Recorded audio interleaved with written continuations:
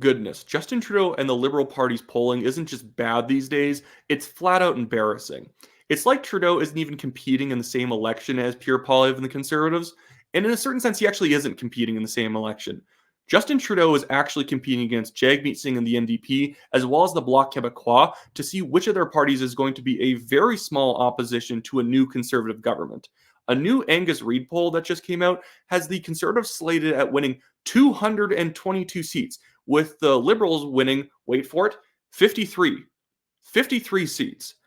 The Liberals are currently at 154 seats, and they might win 153 seats after the next election, followed very closely behind by the Bloc, who only runs in one province. That is the definition of being an embarrassment in Canadian politics. This is like a Michael Ignatieff numbers. It's insane. And somehow Jagmeet Singh is not benefiting at all from this because he is an awful leader. But I want to break down some of the more specific numbers in just a second here. But quickly, I just want to do a shameless plug and mention that Wyatt Claypool, am running in the Calgary Signal Hill Conservative Party nomination. It's on the west side of Calgary. If you live in this riding, except for the Bowness area because it's being cut out after the boundary changes, if you live in this riding, buy a Conservative Party membership and vote for me number one on your ballot whenever the nomination race happens to take place. There's a lot of red Tories, a lot of O'Toole type people running in this riding. So if you buy a membership in this area, vote for me. We can make sure we have real conservatives representing strong conservative ridings. There's a lot of strong conservative ridings in this country. I find that actually have a lot of people who are very red run in their nominations, knowing that they could never win as a liberal. But anyways, I want to get back to these Angus Reid numbers because they're hilarious to read. So this poll is another one that shows the Conservatives leading by 17 points. But that's already bad enough. But look at the regional numbers. In the Atlantic Canada, the Conservatives are polling at 52%. In Ontario, they're polling at 45%. In the Prairies, 54.5%. Alberta, 63%. And BC, 40%. The only place that the Liberals are beating the Conservatives in is Quebec. And the Liberals are not in the lead. It's still the Bloc at 36%. Just absolutely embarrassing for the Liberals. And the thing is that, too, some people are saying, well, no, people will coalesce around the Liberals before the next election in order to stop Pierre Poilievre and the Conservatives because they're so bad. No one can ever tell you why they're bad. I guess it's because they're actually conservative and because people are so left-wing in this country and the media is so left-wing that, they think that like being center-right is extreme. Even that won't work. Even in the dream scenario for the Liberals to consolidate the vote, it's not going to happen. Look at this poll result from the Angus Reid poll. It shows that 7% of NDP voters might switch over to the Liberals in order to try and stop the Conservatives. 2% of the Bloc, 1% of the Greens, and 1% of undecided or other voters. That still doesn't bring them close to beating the Conservatives in even the popular vote. And the regionals on that are not going to be very favorable to the Liberals because 2% of Bloc voters moving in Quebec probably would actually just open up more seats for the Conservatives to potentially win because Bloc and Liberal voters tend to split the vote quite well together. And with the Bloc shifting over to the Liberals, it's just sort of dividing up the center-left vote more, allowing for the center-right vote to potentially grab up some more seats around the Montreal donut. This is a nightmare scenario for the Liberals. I saw another poll. I don't have it on screen to show you, but the Liberal Party right now, the majority of that 24% voting for them are only voting for them to stop the Conservatives. It was like 15 or so, or like 17% of current Liberal Party supporters don't actually like the Liberal Party or Justin Trudeau particularly much. They're just voting because the media told them that Pierre Poilievre is a big, scary man and he's going to cut wasteful spending in government, which is akin to terrorism if you're on the, on the left in Canada these days. That is also an even more horrifying stat for the Liberals. When more than half of your party are reluctant voters, that means they're not showing up. This is why Aaron O'Toole lost to Justin Trudeau. Justin Trudeau is deeply hated in this country, and that's enough of a reason for a lot of people to go out and vote Conservative, no matter who is the leader. The problem for O'Toole is he gave no one else any good reason to show up and vote for him. Aaron O'Toole, if he was a real true blue conservative like he had advertised, would have smashed Trudeau. Every other world leader, pretty much, who had an election during COVID got crushed. And so, like, when Justin Trudeau won, it was because of the magnetism of Justin Trudeau. A lot of people showed up to vote him out. Aaron O'Toole just didn't bring out that extra 4, 5, 6% of voters for actual good policy the Conservatives might deliver. There was enough people who were saying, I'm going to vote PPC or I'm going to stay home because Aaron O'Toole's pro-carbon tax and he's not really committing to cutting any wasteful spending, and he's just some diet liberal. That's why people didn't vote for O'Toole in that election, and Trudeau was able to stay in office. Now Trudeau is dealing with the exact same problem. He might be able to bring out some people based on media hysteria about Pierre Poilievre and the Conservatives, but that only goes so far.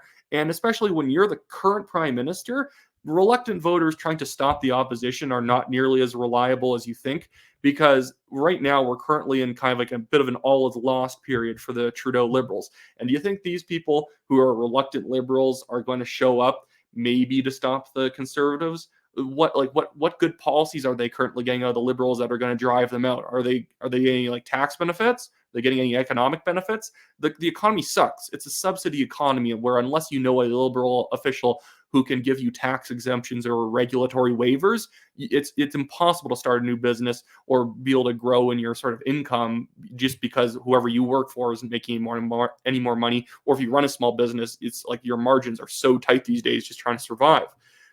Justin Trudeau cannot win an election running against Pierre Poilievre. Pierre Poilievre does not scare people. Look at any of the approval ratings. He has a net positive approval rating. It's not people holding their nose to vote for Poilievre to get rid of Trudeau. It's because they want to get rid of Trudeau and they really like Poilievre. Justin Trudeau only has maybe a little bit. He doesn't even have half that equation. He has like 30% of that equation. He has a certain subset of people who are dedicated leftists who hate Poilievre, who might show up and vote. And the rest are kind of wispy voters who don't like Trudeau and they aren't really that scared of Poilievre. It's done. Justin Trudeau and the Liberal Party is done. This is why, like I said the other day, they can't even bring 90 donors into a Vancouver hotel for a fundraising event. That's Vancouver. That is a city that the Liberals should do quite well in. And they can't get more than 90 people into a room to give the Liberals money. When the Prime Minister himself shows up to an event, the Prime Minister should add some star power. If this was the U.S., where, campaigns from the Democrats and Republicans tend to be very independent, this would be like a Democrat or Republican congressperson telling the president to say, please don't show up in my district to help me out. You're going to hurt me. This is the problem for Trudeau. I guarantee the next election, there's going to be a lot of Liberal MPs saying, do not show up to my riding. I'm actually trying to win here. Please leave me alone.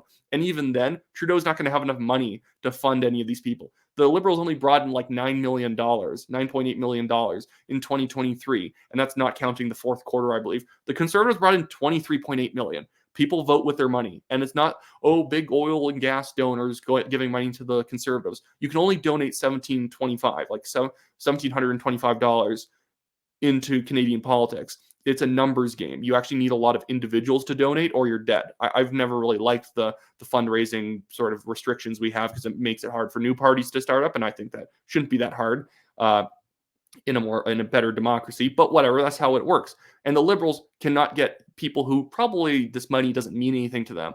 But even though they're rich, they still don't want to give money because the Liberals are getting clobbered. I'll wait until we get a new leader. I guarantee a lot of Liberal donors are just waiting for Justin Trudeau to finally move on so that they can get I was going to say Mark Carney. Mark Carney wouldn't even do very well as a Liberal leader. He's another Ignatieff. He doesn't live in Canada. He's like an economic advisor in the UK or something like that. He does not track well. Canadians really don't like carpetbagging politicians. There's some carpetbagging politicians in my nomination, like 7 of them, a couple former MLAs. There's actually a lady from Facebook who was in charge of censorship during COVID, or she was in charge of censorship policy during COVID. She's trying to run in my area. She lives in Ottawa. Crazy. Anyways, but people do not like carpetbaggers. Mark Carney will not perform well. Chrystia Freeland is a laugh to think about trying to run the Liberal Party. There's just nobody left. Justin Trudeau has brain drained the party. Maybe a Bill Morneau would have been a good leader. He got rid of him. He threw him under the bus. Everyone else who was a good leader or slightly moderate, might be able to bring moderate voters back to the Liberals, has already left or been kicked out. Jane Philpott, all those sort of individuals. Raybould, she might have been a good candidate. She's been thrown out and the bus driven over her multiple times. The Liberals have nobody. This is why I say they're going to be out in the woods probably for a good 10, 15 years trying to rebuild their party. And even then, who's going to trust them? This is why the Social Credit Party never came back in Alberta and BC. It's because they held on like grim death to their governments well past the expiration date. If they allowed themselves to be challenged in an election earlier, they probably would have survived. But people resent you when you won't allow them to have an election when they clearly want you out. So you're going to have a lot of people never voting liberal again because when those guys get in, if they win, they just sit there and like dig in like a parasite, and it's hard to get rid of them because of the efficient vote that they have around the GTA area. That's always been the annoying thing about Canadian politics. It's not that the prairie votes don't matter. It's just that the Liberals have been very efficient with their vote. If they get 30% of the vote, they basically make sure to win all the ridings that they get by as thin a margin as possible. Conservatives win certain ridings in Alberta by like dictatorship numbers. And so in the popular vote, we have like 34% and the Liberals have 32%, but they win more seats. Sorry, now I'm ranting about the theory of elections. Hopefully some of you guys like these rambling rants. I know most of you stopped watching the videos more than before the halfway mark, and that's completely a legitimate way of doing it. But this is just kind of the way I like to present things, just talking about stuff until I get disinterested. And now I'm disinterested. So I just want to quickly plug the fact that my Give, Send, Go link is in the description of this video below. If you want to, donate to our legal fund, we're fighting off a billionaire in courts. It's stupid frivolous defamation suit trying to get us to apologize for something that we didn't do wrong. If you want to give money to that, some more of the details about the case are in the description in that link.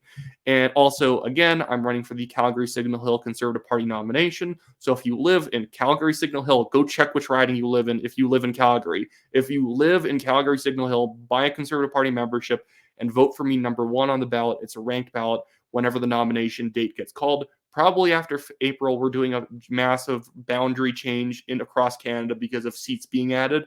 Alberta's getting 3 or 4 seats because of our population growth, which is a good thing. We still need more, but I'll take it. Anyways, other than that, I'll see everyone later. I might even do a live stream in the middle of the day today just to see how that works.